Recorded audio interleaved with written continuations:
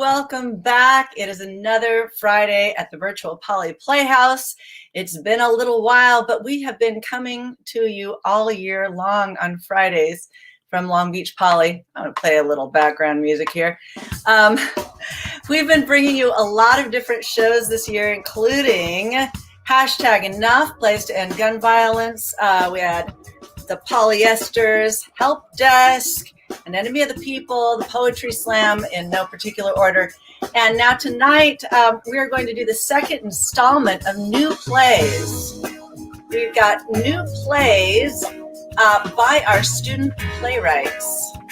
So I'm really excited for this. This has been just a real gift this year.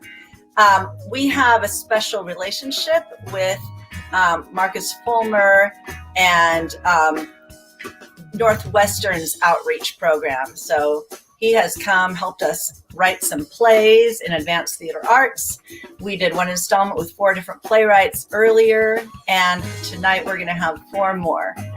This is a great opportunity for our young playwrights to write and then see their show come to fruition. They've directed it, they've edited it, and they're here to share their talents with us. Very exciting. So we're going to hear tonight from Audrey Moor, C Heis, Alejandra Macias, and Taylor McEachin. Their 4 plays will be coming to you. I'm not going to waste any more time. I want to get right with this. Our first play is going to be from a student playwright from Play Pro, our highest level class, Audrey Moor, also our drama club president. So I will play for you Wormwood. All right, take that down a little bit. Take me just a second. All right. Sorry about that. And we're out with that, and we are in with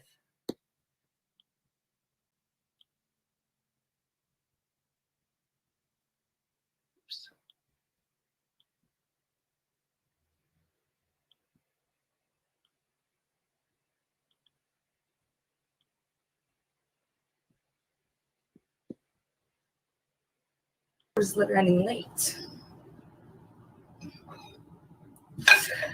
Drink up. I'm going to start that right over.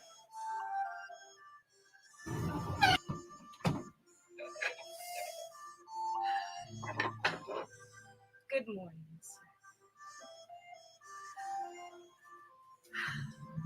Oh dear. A letter from Abilene.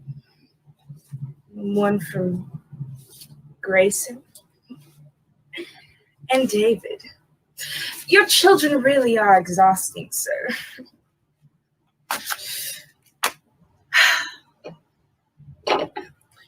Our new hire was running late. Drink up.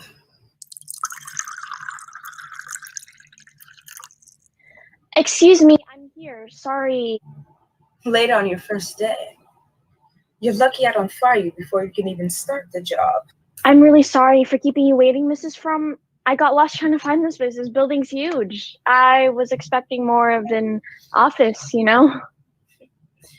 Aurora, don't waste my time talking to me instead of assisting me. Now go reply to those letters on the desk. We have things to get done today.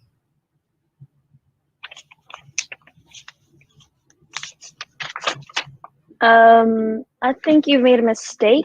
These are personal. They're addressed to someone's dad. Then answer as their dad. But Sweetheart, I'm going to teach you a lesson Sir taught me when I was first trained to run his affairs. Everything is subjective. Remember that, Aurora. Nothing is really true. Nothing is really right. Nothing is really anything. There's an unspoken rule around here to never accept what doesn't serve to benefit you. In a subjective world, why admit defeat? Ma'am, I mean no disrespect, but I don't know how that works. You must inevitably run into some problems. What problems? You missed the entire point of my little soapbox speech. Our facilities run as smooth as a summer stream. Well, I see, ma'am. Anyways, dear, you still have much to learn. It's hard for me to hand over this responsibility to someone else. You know, I'd continue doing everything myself, but I'm tied up with more pressing matters at the moment. Yes, time-sensitive matters. Of course. I really do appreciate this opportunity, ma'am. Oh, you flatter me. Now get to those letters. They need to be sent off tonight. Don't seal the envelopes until I return with checks. Money. It resolves nearly everything. Concord will be here soon, so no need to fret about being left alone either.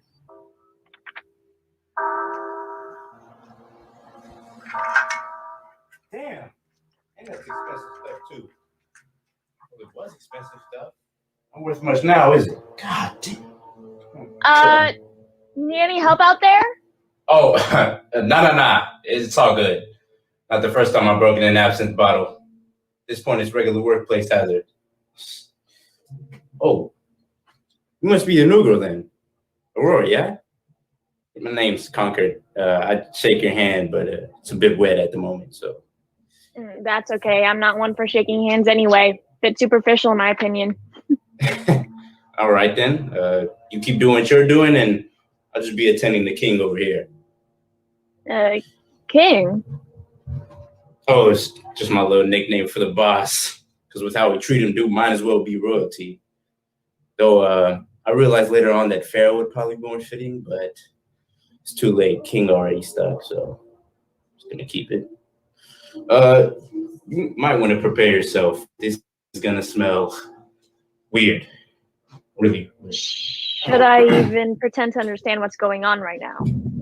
Oh, that's my bad, I guess. In my defense, you can't put this thing into words. You got to see it to believe it. Come on then, Aurora. Let's introduce you to the man in charge.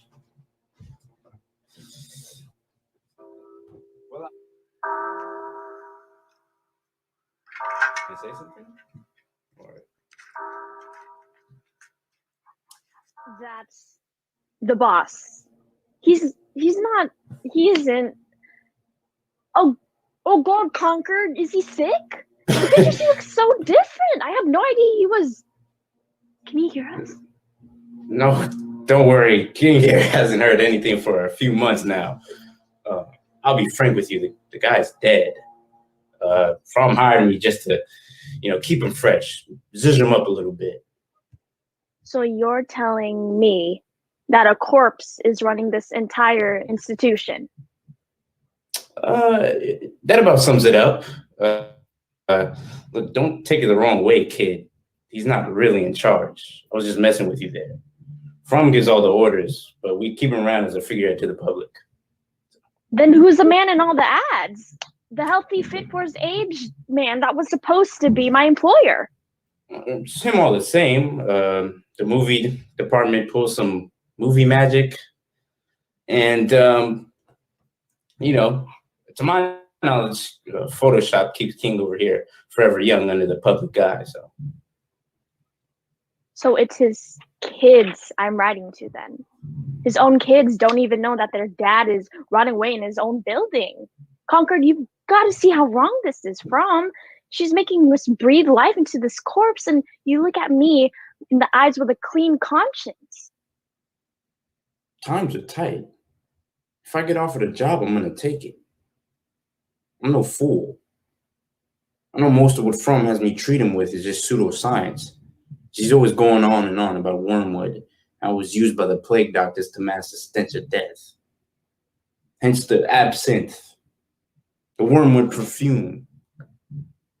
This plastic here attached to the drapes funnels the worst of the smell into the ceiling vent anyways. But hey, if Fromm happy, I'm happy. And I'm getting paid. Well, I'm not happy. 4 months? You spend 4 months here in total atrophy. Don't you care about the implications of what you're doing? Our boss is dead. His time has passed, and what does Fromm do? She uses him as a prop, an eternally smiling CGI CEO who can do no wrong. The warm figurehead of an institution as cold as his rotting corpse. I didn't sign up for this, Concord.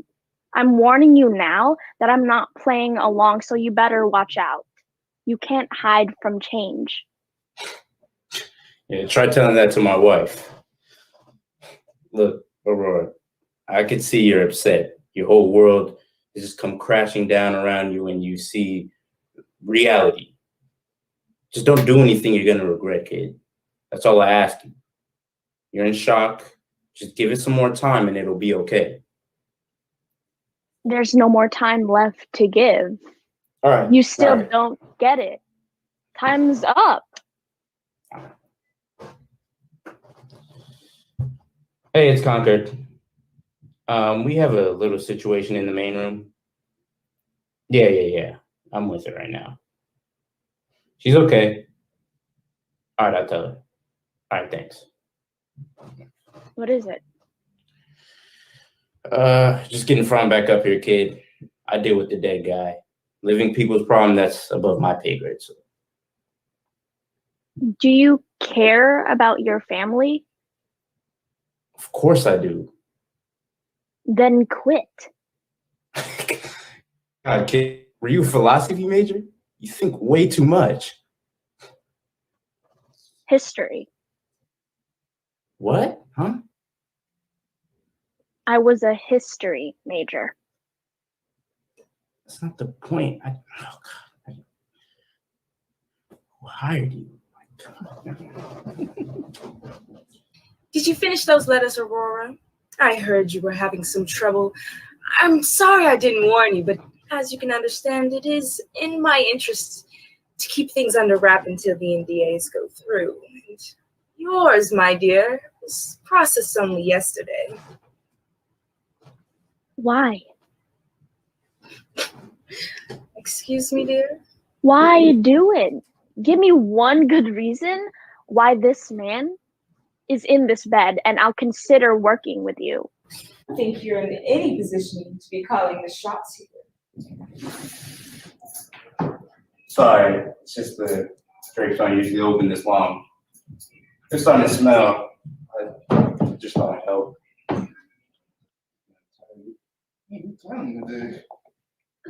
Put him down! Come on. Oh my, wait. Aurora! Stop. I believe that I have the position to be calling the shots now. I want to know why. Look. Well, I certainly will fail to provide you with what you want. I have no evil plan. I have no secret weapon, no climactic event that has made me go on a quest for revenge. You think you have this moral high ground. But what are morals in a modern society, dear? I haven't hurt anyone. In fact, I gave life. Sir has been dead for 4 months, but incompetent for decades. For 45 years, I've done his paperwork, combed through his finances, brewed him his daily coffee because he was convinced that the other interns couldn't even make it properly. Hell, I sent love letters to his late wife on his behalf. And what does all that work amount to? Nothing. Absolutely nothing. I gave my life to this man. If he dies, I go down with him. If he dies, the company will be passed to his greedy, idiotic children who will sell it the first chance they get. I doubt my job will hold steady through the overhaul like that. I'm merely preserving my lifestyle. If I must live through the dead, then so be it. Concord, go retrieve Sir and escort the girl to human resources. You got it. Aurora, come on. Remember what I told you, okay? Don't do anything stupid. Stupidity is subjective.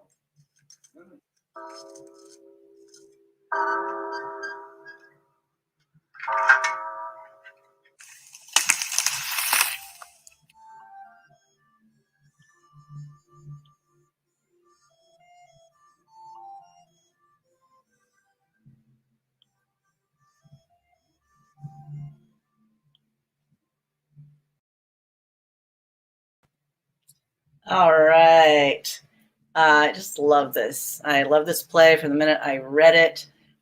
It's so wickedly smart. And I wish Audrey were here to come on up. Maybe if you're listening, Audrey, get up here. So many of these plays, we have all different styles tonight about all different topics and subjects. I just feel like this one has so much to say. So intelligent, such a commentary. But I will let that speak for itself. Thank you. You can see we're doing pandemic style. So sometimes we are in boxes, sometimes we're in the Playhouse. You're going to see sometimes we have masks on. We're just making this work. So things are pieced together, but as long as we tell the story, right? Oh, whoa, Audrey's here. You know what, Audrey? I'm going to send that to you during the next one, and I'll get you up after the next. There she is. All right, good. Okay, we're going to go on to Idiots Undercover. So this is a little futuristic telling. Let's bring this one up, and then we'll have a little chat with both Audrey and C afterwards. All right. That screen. I think my technology in the classroom is confusing. I should know this by now. All right, I'm bringing up Idiots Undercover.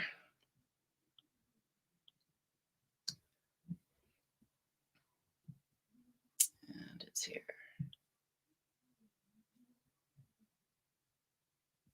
Get up. Why? Because you're going to be late for breakfast, you dunderhead. It's not like the food is any good. What, you're going to starve to death? That's an option? Fine. Fine. Hoodie day it is. Hey, that's my sweatshirt. You got a problem with it? Didn't think so. Come on, your mediocre report just waiting. And the people up for inspection today are Jane, Kazi, and Rainey. Shut up. Are you trying to get attention? Oh, calm down, will you? What? Well, we're a little alarmed. It's going to be hard to get shit out of this. Just out of what? What do you mean? Well, obviously we can't go on patrol. Why not? It goes against everything we stand for. Patrol won't help us in the slightest and are just unnecessary cruelty. Maybe you shouldn't be so loud. It's not like any kid here actually cares. They're here for shelter for the same reason we are. Only the royalists accept freaking patrols. We promised we wouldn't get caught up in all this. We're supposed to collect information and then go. No pit stop. Maybe we can collect information on patrols. It's not like we have information on them already. What's the big deal? Are you kidding me? I'm done. What's their deal? What's their deal? You really are far gone, aren't you? How can you be so absorbed by your savior complex that you forget where we come from? Those patrols terrorize us, and they hurt everyone else. You gotta learn about the X in textbooks at your fancy boarding schools. We have to learn at the store, on the street, even in our own yards. Sometimes I wonder if you're more interested in being a hero than you are in actually changing things for good. Seriously? Are we forgetting that we're in the X cafeteria? Keep your voice down. Fine, leave me to clean up your mess anyway.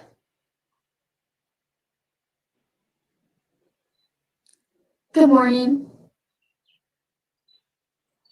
I'm going on my first ever X Patrol today. No one's gonna wish me luck? Congratulate me on getting so high up in the ranks? Congratulate you? What? The Hell, How about sorry? I was wrong. I recognize how what I said was hurtful and entitled. That you're so sorry because you know how much Patrol hurt me. That I risked everything, my safety, my family, for you, for your stupid mission. But what do I get? My best friend deciding to go help the people who hurt me. I didn't say anything because I figured you would apologize because you're my friend and I care about you. But now I don't know. Rainy, Please, just go. I'll see you guys when you get back. Come on, Z. They're calling us. you're going? I don't have much of a choice, do I? Besides, I promised Rainey I'd keep you out of trouble. This isn't too bad. What do we do? The kids on patrol in my neighborhood took particular interest in terrorizing children. We can try that. I'm joking. You can laugh. Sorry. I didn't realize how mean they could be. It shouldn't be my job to educate you on stuff like this. Yeah, I know. I'm sorry. I messed up. I'm glad you recognize that. Now, can we please get a move on? So you forgive me? Heck no. But I think the matron is getting a little suspicious of us talking in the corner. What are our assigned streets? West Oakley and 36. Easy enough. Let's get moving.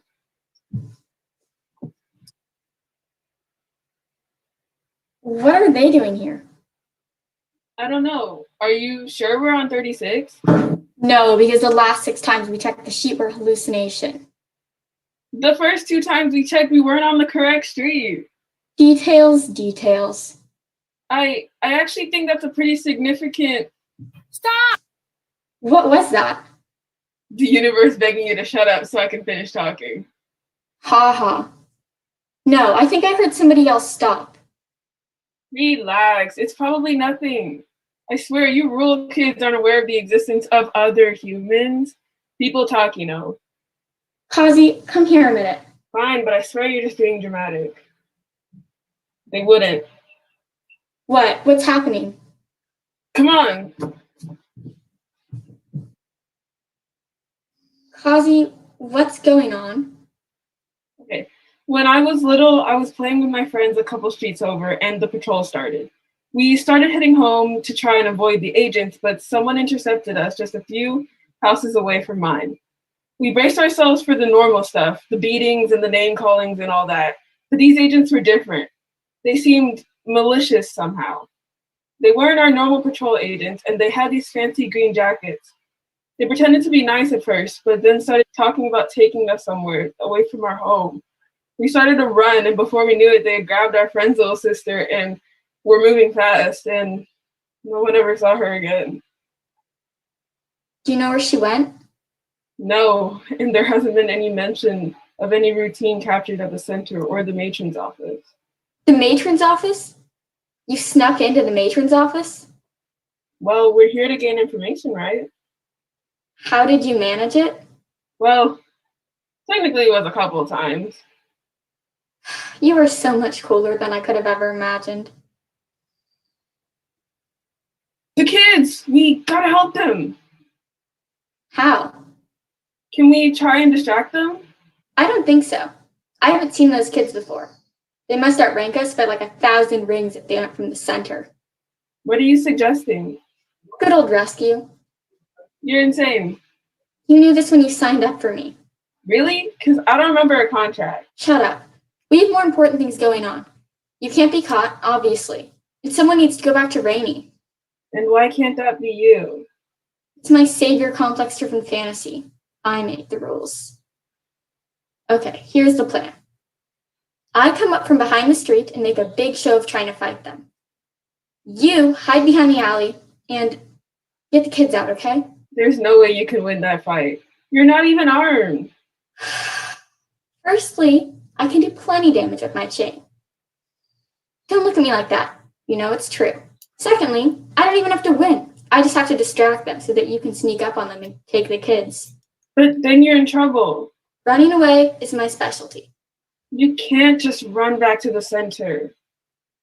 Well, no, that would be stupid. I don't want to be executed. Well, actually. Keep moving. Okay, I'll find another way to get information. You and Rainey, you go back to the center and then you guys can find a way to escape. You'll find me again, I promise. So you're leaving? How many times do I have to tell you? Yeah, well, all right. I'll be fine. Don't worry about me.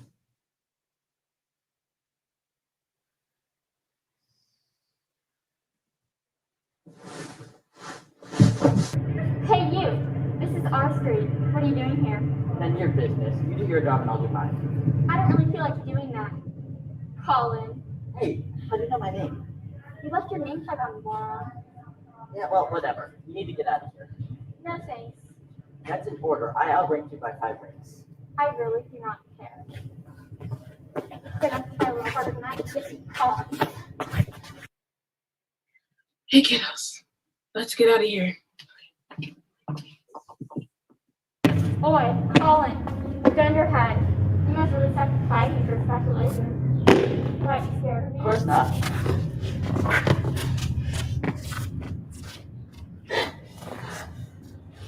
It was nice conversing with you. You're okay. For now. Did you escort the kids home? I did. What about you? I'll be fine. I know some people around here. I'll probably stay out of the way for a little while, but I'll find you guys eventually. Plus, I have a sword now. Tell Rainey I'm sorry, okay?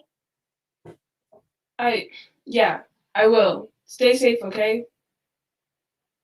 No promises.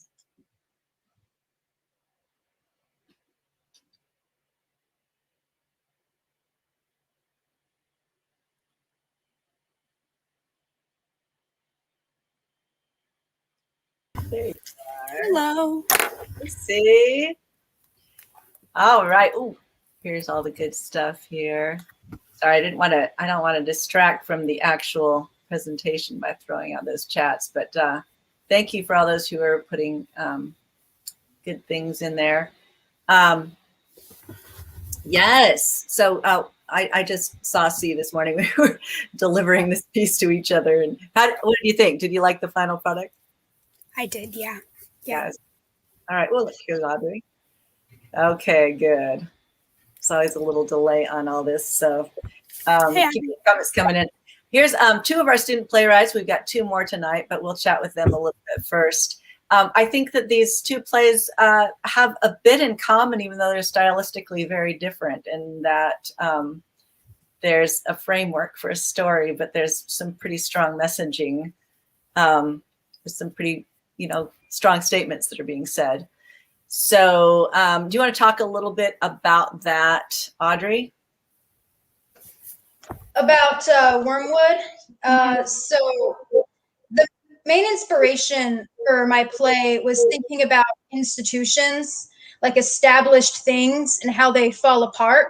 And the idea of, you have all these people that are upholding something, and what does it take to bring it down in a way? So that's kind of what I was trying to explore with the different reasonings of all the characters. I wanted them to each have their own motive, and I wanted one to just kind of come in and be this wild card. Aurora means new dawn. So she was kind of supposed to be this change maker person almost. And the thing that people kind of get surprised by is throwing the man out the window at the end. And the reason why that happens, because it's kind of what I get asked about this play, is I was studying history last year, and there was the 30 Years' War, and that was kind of catalyzed by the defenestration of Prague. So this was kind of like my idea of a historical allusion to, defenestration means throwing someone out of a window. Sorry, I don't think everyone knows that word. But yeah, so it's the idea of, alluding to that, and how somebody getting thrown out of a window catalyzes a larger change. So that's kind of where my play came from. And then if we want to go to the next one.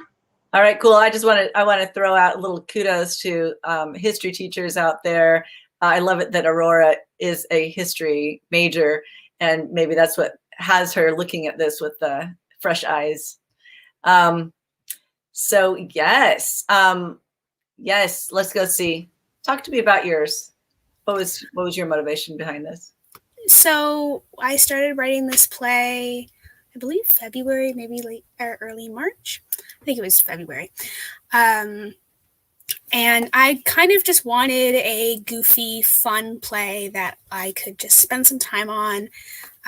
Bond said that they wanted some comedy, so I figured, what about 3 teenage idiots trying to take down a military state from the inside?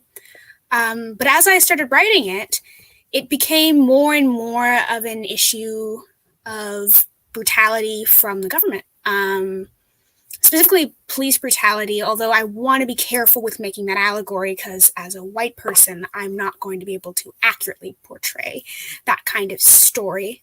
So I did really want a lighthearted, fun piece, and I think I was able to just kind of create that energy. But when you are writing about such heavy topics like military states, things like that, you are not able to shy away from bigger issues like whitewashing of history and police brutality and poverty and things like that. So I just kind of wanted to work it in there, and this was the final result. I love that. Your main character, it's kind of alluded to that she didn't really recognize, because of her privilege, she didn't really understand that she needed to change her attitude and perhaps reach out and help those who are being oppressed, right? Yeah, they had a very idealistic idea of like revolution and things like that. Cool. All right. I've got the best students. So it is truly a joy. Thank you so much for your hard work and for your intelligent writing. And we're going to go on. Let's see what else we've got here. We have next, Love is a Gift, which is just such a 360 turn, like a completely different thematically. Let's look at this. Screen.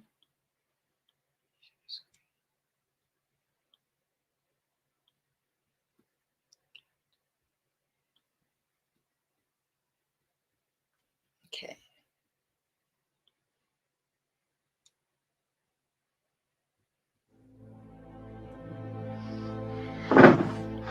Welcome back to the manor, Mr. Locke. Where is she? In your study, sir.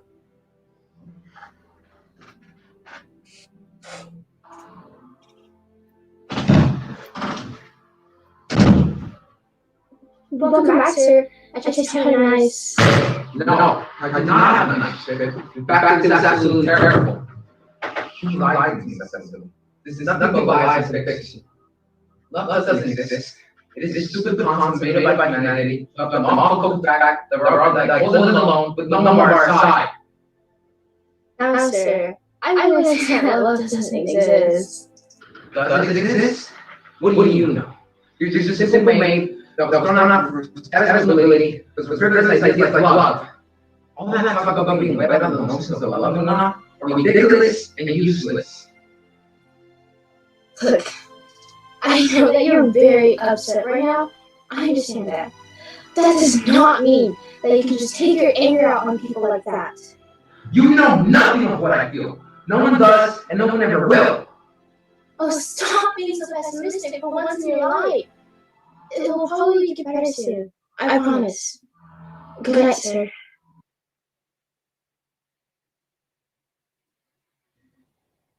Here comes that thing again. God in heaven, what is it? Is it guilt? Over me? Nonsense. This must be something else. But what? I did everything that the stupid novel told me to. And yet, I returned empty-handed. Where did I go wrong? I have not felt love ever since she left me. And now it seems like I've completely forgotten what it is. Is Cecily right? Does love truly exist?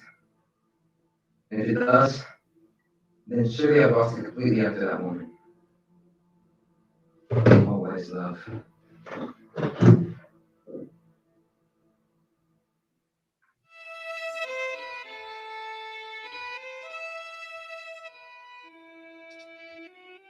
Why does it have to be so difficult? No, I mean, I shouldn't blame like that. All of this because that stupid fiance you had. She played with his heart, and as soon as she was done, she just threw it away and moved on. What kind of person is grown up to do that? Come in. I thought that a cup of tea would help you feel a bit better after this few days of fair. That's it. What is it, sir? I understand what I've been doing wrong. You? Yes, I need to go to town. Sorry to interrupt, sir, but did you not try that idea already? Well, this is different. How so? Well, I've obviously been looking in the wrong place. Okay. That's so then, where is the right place? I do not know. I'm sorry, sir, but you're confusing me. If you do not know, then what exactly is your plan? Well, you see, I know that love can just happen out of the blue, so I assume if I just hang around the village long enough, something is sure to happen.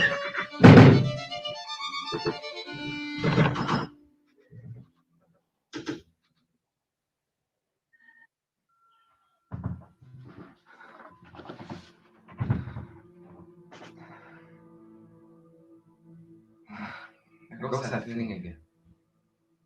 It's enough to make a man go mad. What is it? No. I cannot focus on that now. I need to focus on the priority. Just go out and have a nice day. And hope that something happens.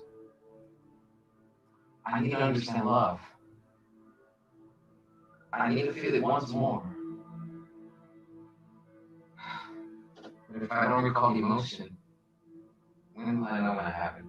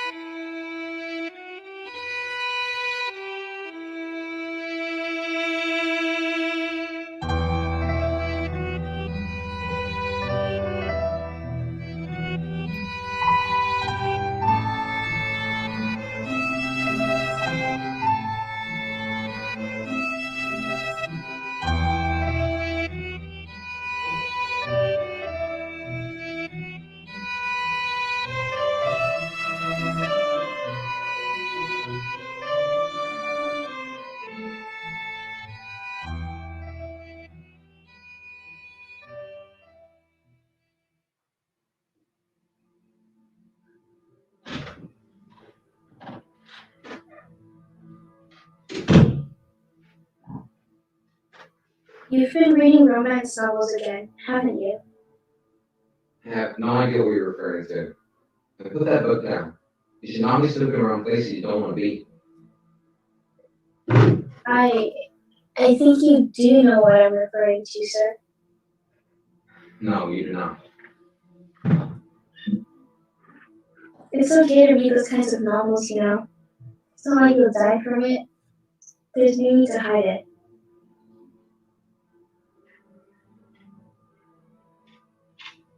You're still trying. You know, for a man that is often very silent, you seem to become quite loquacious, haven't you? Am I right, sir? So what if you are? What difference does it make? As I stated, love is no longer existing. In fact, I'm beginning to wonder if it ever existed in the first place. But it did. And it does. As much as you don't want to admit it, I know that deep down within that cold heart of yours, you're beginning to feel something. Stop, you know nothing. You're trying to understand, aren't you? Stop. You're feeling something, and it scares you. I said stop. It's okay to not understand. No one really does at first. Shut it. But once you do, you'll realize that it is indeed love that is beginning to thaw your cold heart. I said shut it, that is an order.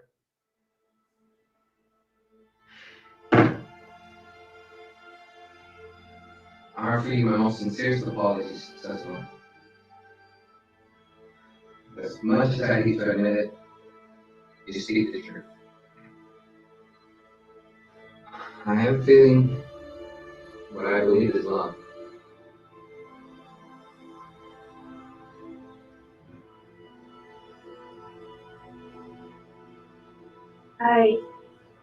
I forgive you, Edward. As I said, it is okay to feel those feelings. I know it's okay to feel them, but I'm just scared to. It's okay to be afraid. This is shaky ground for you, and that is completely acceptable. I am aware that you haven't felt love ever since Lady Eleanor. And that is okay. These things take time. But just because of that, it does not mean love doesn't exist. Does it really? Is love real? Or have these books double-crossed my melancholy heart? When I read those novels, it's like all the men know what they are doing when it comes to love. And they can sweep any woman they want off their feet. But when I go to town and look at anyone at all, they all look at me with fear. I'd appreciate it if I wasn't always looked as a major threat.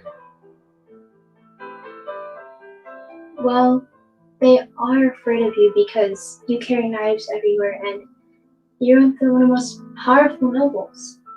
Not because you're a disgusting monster of a person.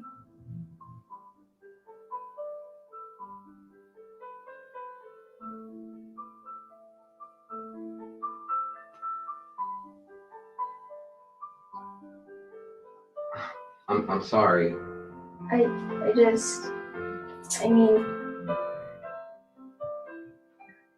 I'm terribly sorry, sir. A maid shouldn't have tried to touch you like that without your permission. No, it's all right. I'm just not used to physical contact. Well, it's getting rather late and we should be off soon. I'm sure you have a meeting tomorrow and I wouldn't want you to be late.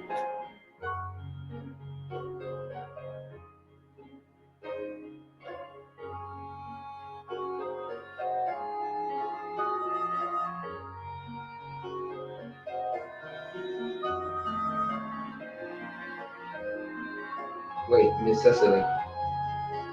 I'm feeling that feeling once more. Have you any idea what it is? It's warm, yet it makes me so nervous. What does it mean? Well, that is for you to decide, Edward. As I previously stated, these things take time, and that's okay. When you have finally decided what that feeling truly means to you, then I shall be here to listen. Love is a gift that deserves to be cherished.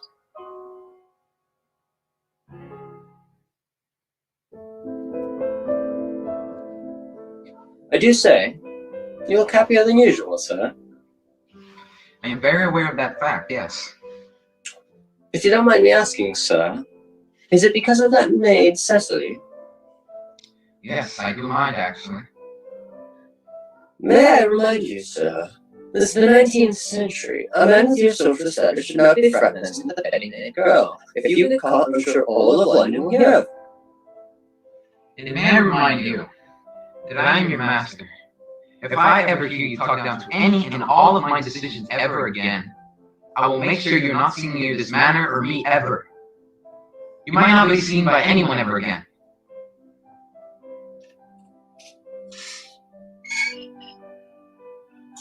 Oh, I'm perfectly sorry, sir. I didn't mean to interrupt. Nonsense. You didn't interrupt anything, my dear. In fact, I was just telling my friend here to cancel all my plans of today, along with anything you have scheduled. We are going out. What? There's no longer need for your presence. Are you sure? Yes, I'm sure. Now go!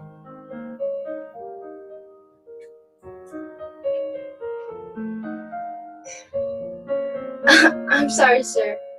I can't. No, you can in fact. Let's see. How can we go about this? Cecily, I order you to spend the whole day with me. Of course, Edward.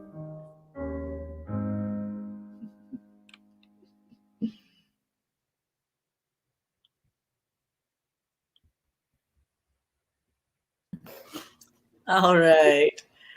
I I'm just tickled by this piece. It's such an unusual piece, really, for high school, and I think that has to do with Alejandra. You have like an extraordinary imagination. It's very broadly romantic, almost melodramatic, but I mean that in the best way, because I mean, you as a director, I feel like you understood this piece in a way that as someone else, if you had handed this piece to someone else and said, direct this, I don't think they could have done it. But I'm interested. Siri, what was it like working with Alejandra as a director? There might be background noise, so I apologize. But it was really fun working with Alejandra and Leo too, because honestly, she was stern and assertive, but at the same time, we still had a lot of fun filming it. So it was really nice. Mm-hmm. She's a really good director. Yeah, it's evident in all those little touches. Like I asked for a cast list and it came back immediately like this, just beautiful and flowery and kind of Victorian. And it's like all those little touches are really lovely. I love the scene there's no dialogue and it just has Cecily kind of coming out and then the butler guy coming out and they just kind of are like, I don't know. What were you trying to do in that scene? It's interesting to me. What I was kind of trying to do with that scene is I was kind of trying to establish different kind of like relationships between characters, because the butler guy, he really does not like Cecily at all, because he like thinks that she's getting in the way of a lot of things that could be good for, Edward. So it's kind of like establishing how he sees each of the characters. Good. How much of this was inspired by Heathcliff? Do you read a lot of Wuthering Heights? I'm on my to be read. Oh yeah, read it. Yeah. Yeah. Yes, absolutely. It's after kind of that pattern, and yet more theatrical. These great sweeping epic ideas of what is love and is love real. It's the kind of thing that you wouldn't really see in a film, because it's such, we're all debating a core idea, but I don't know. I thought it was treated with a really good hand. I particularly love your direction on this. So thank you so much. I think we're gonna scoot on out and see our last piece. This is comedy. We're going to end with just a fun piece, Cops and Robbers. Taylor McEachin, are you here? I hope so. We'll show up afterwards. Let me just get these guys out and stop screen, share screen. Let's see. Cops and Robbers. Okay.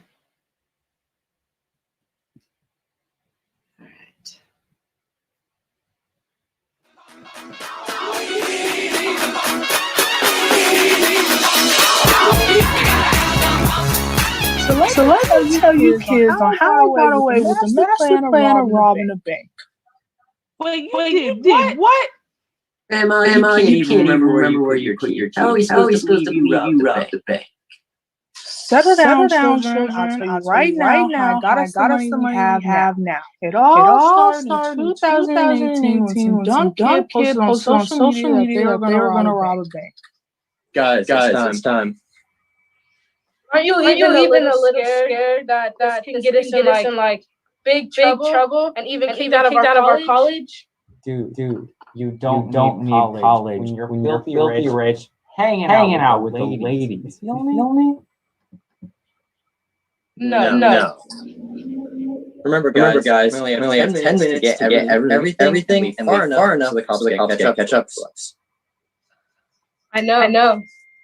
Okie dokie, let's do it. Hey yo, what up? It's your boy back at it with another video. So as you can see, it's a beautiful day. We're out here at the bank that we're gonna rob. It's the one on 2989 Sycamore Street. So make sure that you tune in. You might as well dial 911 if you want everybody to know so bad. It's for my fans. They have to know that everything I do is for them. Anyways, are we ready? This is gonna go so wrong. I'm gonna have a hot babe as my hostage. Because that's not strange. Maybe when it's over, you can take her on a date with all the money you'll have. Yo, really? No. Really, Brandon? All right, let's go.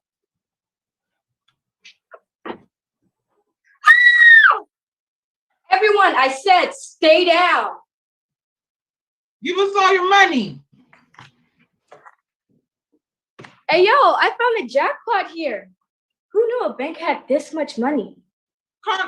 Where's your mask? I didn't think we needed it. Plus, my idol should be here soon. All right, Wait, here. What are you guys doing here? We're robbing a bank. Duh. The real question is, what are you guys doing here? Excuse me. This is the bank that we're robbing. Duh. OMG! You're my favorite person ever. I love your vlogs. This day couldn't get any worse. First, you tell me that Brandon broadcast to the whole world we were gonna rob a bank. Second, people actually watched it. And third, I think I might have found someone more clueless than Brandon. I should have stayed home. Oh, I think she's talking about us. Who? Yep. Clueless. Come on, we have to get back to what we came here for. He's right, guys. Let's go. Not you. You. Brandon, I came here for a look. So either you get out of the way, or just get out of the way. You can't just exactly show up to a bank that's already getting robbed and expect things to go your way. What are you? The main character? Yeah. Well, can't we just split the money or something? Because if we keep going like this, we're going to end up in jail. No. We have to do this like men. Well, I don't discriminate. So we have to do this like women. I mean, manly women. We have to do this right, okay?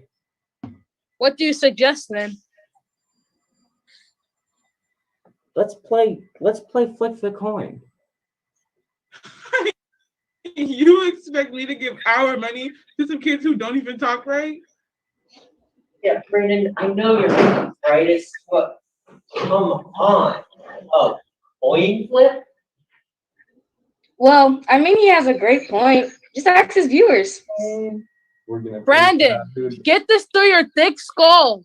We are robbing a bank. Get it together.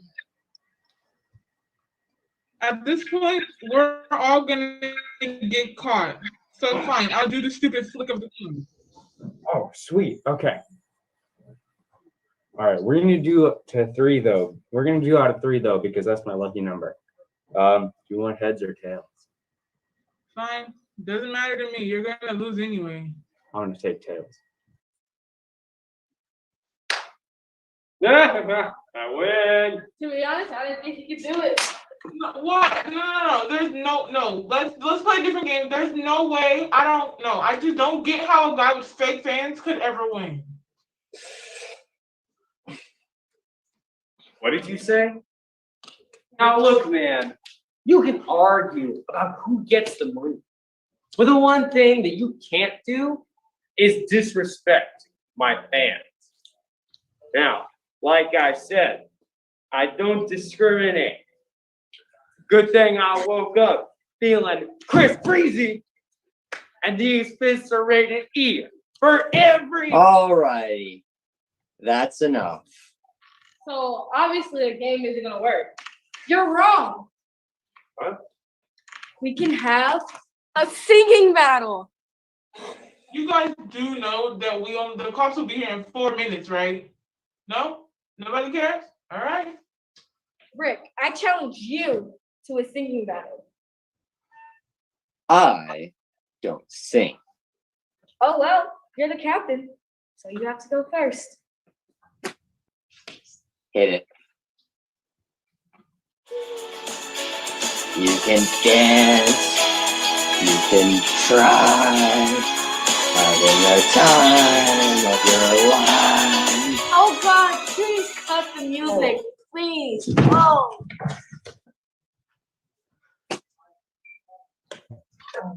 God, that was horrible. My ears are bleeding. I stand corrected. You're right. You can't. Yeah, buddy, you're not gonna be able to win over the ladies if you kill them. I can't do it anymore. I'm taking the money and I'm leaving because we aren't getting anything done here. May I join you? Because the cops will be here any minute. Wait.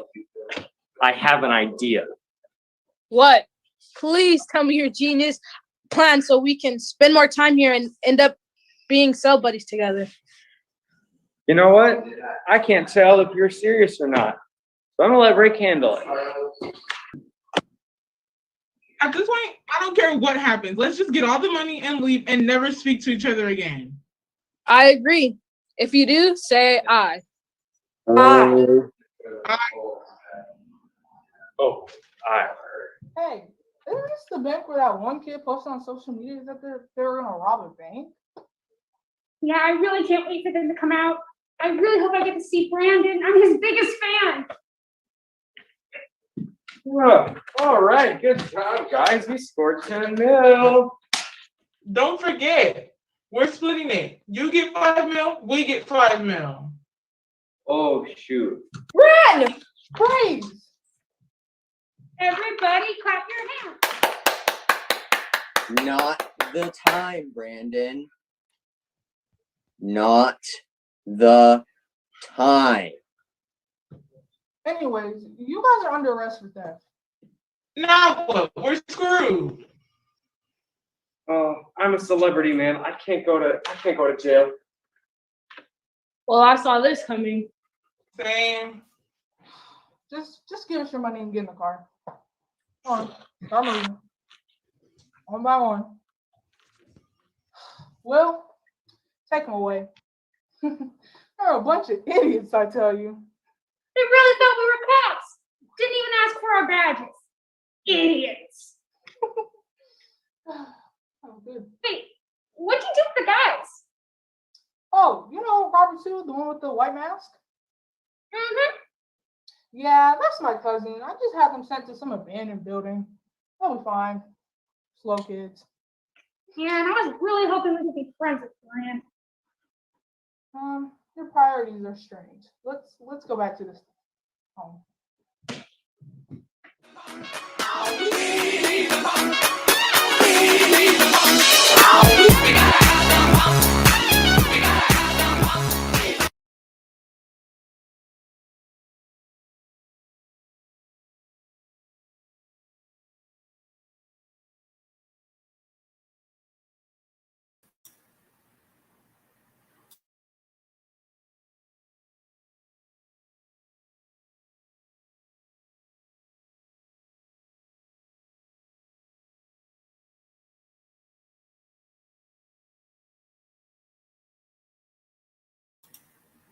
Okay, so I'm having audio problems, so I don't know if you can hear me or not. Gosh, yeah, it was me. I was having feedback. I was causing feedback earlier, and so I muted myself. And so now you can hear me, yes? Yes. Yay. Okay, I was just saying, it was a clever idea. It was a lot of fun, a great closer. How did you come up with this crazy idea? Okay, so believe it or not, this was like nowhere on my like top 4 list of what I was gonna do first. But then you were explaining how usually when people do like the playwriting assignment, they usually do like depressing / dramatic / like just sad ones. And so I was like, well, we're already sad because we're in COVID and we can't do this in person. So I just thought everybody just needed a good laugh. That's right. And you guys, I mean, I think a ton of laughing just happened in the filming of it. I had a great time just filming you. And I think you can see that from like the chemistry and the cast. And I thought everybody was perfectly cast, right? They were almost playing themselves, which is kind of weird. But yeah, that was really super fun. So thank you. Anything else you want to throw out about the process? I personally, I thought it was genius just to have a masked thing, like everybody has to wear masks because you're bank robbers. Perfect. So we had to film a lot of that inside in a group and like, hey, we got masks on. Cool. Yeah, because I thought we were gonna be able to do it in person, but obviously when that wasn't working, I was like, oh well, they're robbers, so we can just always wear masks. And then it ended up working out even better than I thought. And they were a fun cast to work with. We always had jokes. It was always a good time being in the group, and yeah, I just had a lot of fun making it. Fun. Good, and that's what it's about. So I'm just going to close up with this. COVID has been a real drag, but this has been really a joy for me as a teacher, and I think like my survival strategy. And it's worked out really well for everybody to give students a voice, give them leadership, and just let them really interact. Like they really had to work it out with each other, and that was great. So let me just make my last little thing I want to throw out for you is an advertisement, because I know it's late in the year. There's a ton of stuff going on. Oh my gosh, there's Jackrabbit coming around the corner. Don't miss that. And we have this, and by the way, Allie, I don't know what your play is called. I'm so sorry, but I'm advertising Quarantines and Allie's play coming around the bend. So that's going to be our last installment from Theater Arts. Please come see Quarantines, and if Allie could put it in the comments what the name of your play is. We got 2 more plays that are going to be really fun, and we're all looking forward to this. This is a musical, a student-written musical, so we've gotten the whole music department involved on this, and that's going to be our big going out with a bang at the end of the year. So we're excited about that. And that's it, guys. Have a great night. Thank you for joining us on a Friday night. And we're signing out from Fridays at the Virtual Poly Playhouse. Goodbye, everybody.